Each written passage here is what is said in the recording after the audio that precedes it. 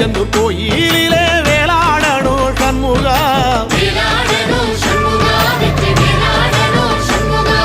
பிள்ளையாண்டான் பிள்ளை என வரம் கொடுக்கணும் சண்முகா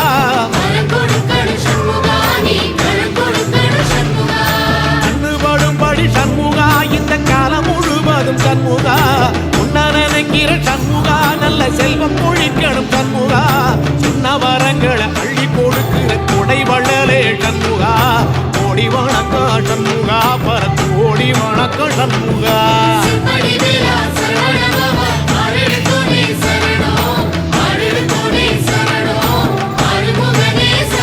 ஐயா மருதமர சத்தியமாகோ அறுபடைய சண்முகா